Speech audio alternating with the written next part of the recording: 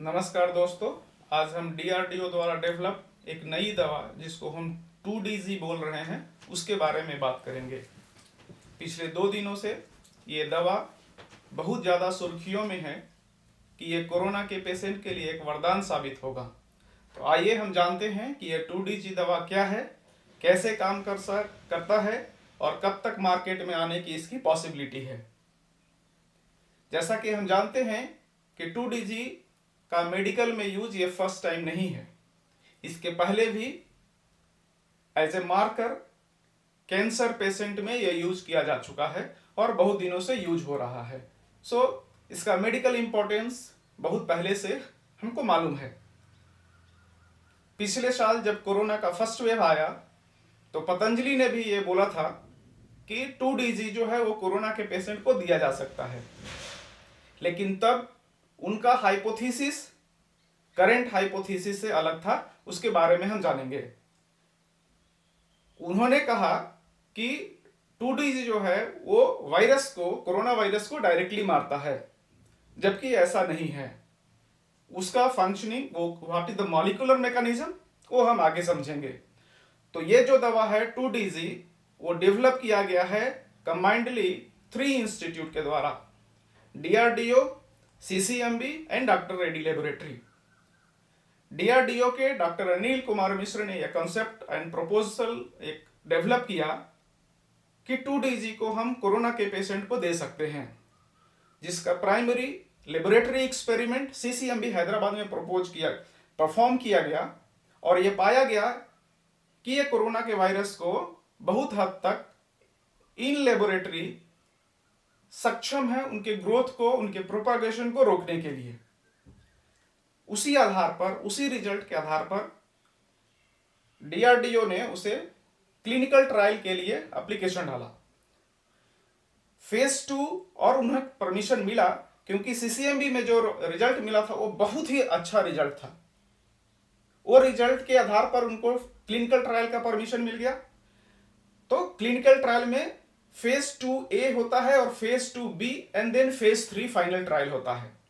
Phase 2A में इन्होंने 6 medical hospital को इंक्लूड किया और फेज 2B में 11 मेडिकल कॉलेज को इंक्लूड करके और हॉस्पिटल को इंक्लूड करके टोटल 110 पेशेंट पर इन्होंने ट्राई किया। तो रिजल्ट इनको बहुत ही अच्छा मिला।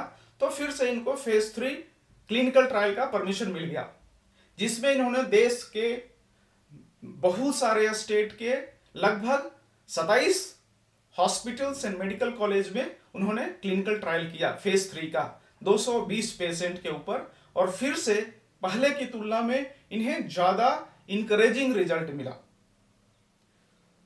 तो फाइनली इन्होंने ये डेवलप किया एंड मिनिस्ट्री को लिखा अपने कॉन्सेप्ट के बारे में और उसके अप्रूवल के लिए, जिसका अप्रूवल 1 मई को फाइनली मिल गया 2DG का यूज करने के लिए इन क्रिटिकल कंडीशन और in emergency use as an adjunct medicine. अब समझते हैं कि एडजंक्ट मेडिसिन किसको बोलते हैं। एडजंक्ट मेडिसिन का मतलब यह हुआ, और एडजंक्ट थेरेपी का मतलब यह होता है कि जो कोरोना पेशेंट को जो मेन दवा चल रहा है वो तो चलेगा ही चलेगा, उसके साथ साथ 2DG भी देना है। पहले वाले जो प्राइमरी ट्रीटमेंट चल रहा था उस दवा को रोक करके 2DG को नहीं देना है। जो मेन मेडिसिन था, जो चल रहा था प्राइमरी मेडिसिन, वो चलता रहेगा एज यूजुअल, साथ में 2DG दिया जाएगा।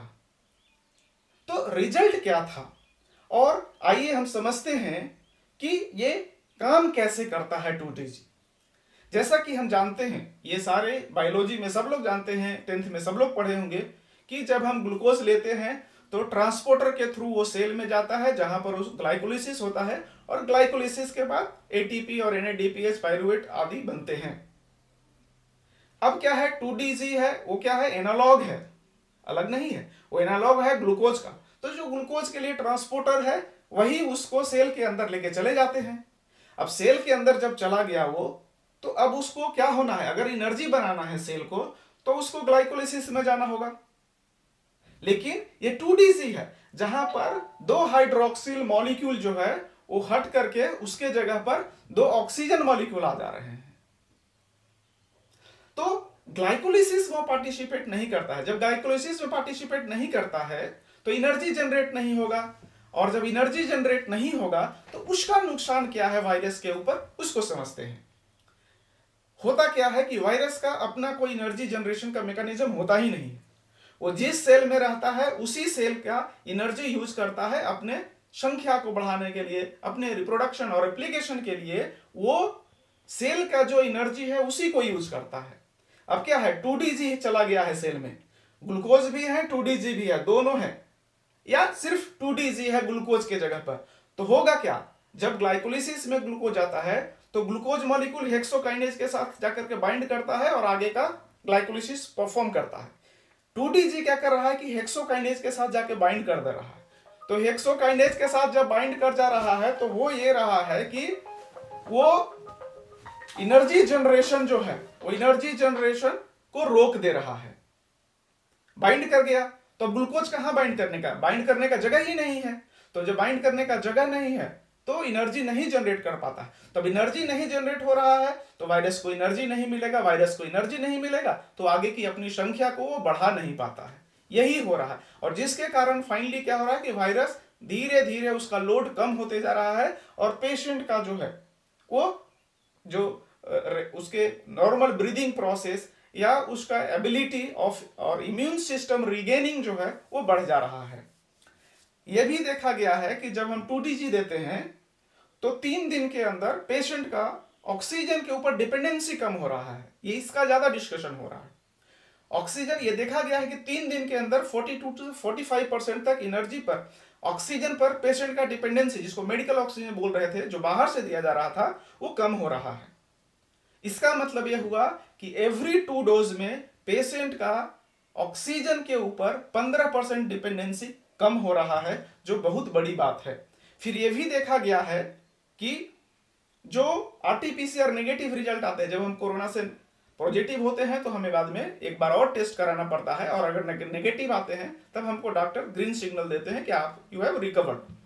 तो जो RT-PCR नेगेटिव आने का जो रिजल्ट है, that was also very encouraging and faster compare to वैसे पेशेंट जिसमें 2DG नहीं दिया गया था, जिसको 2DG से ट्रीटमेंट नहीं किया गया था।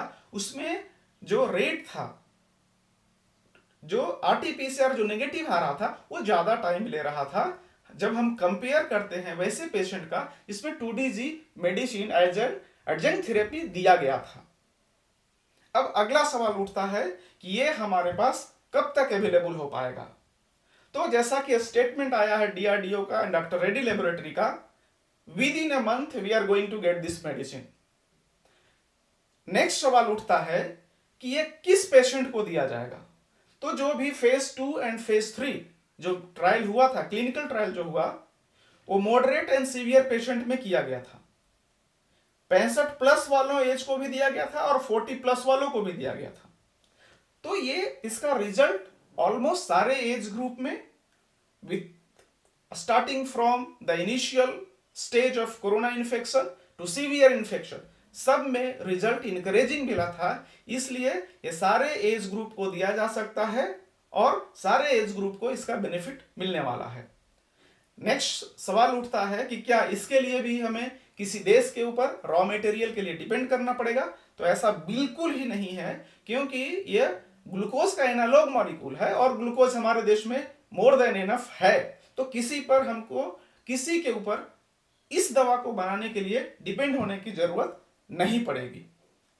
अब सवाल उठता है कि इसका प्राइस क्या होगा, ये किस रूप में दिया जाएगा। ये इंजेक्शन होगा? नहीं, ये सैचेट होगा जिसको पानी में घोल करके सिंपली सुबह और शाम देना पड़ेगा।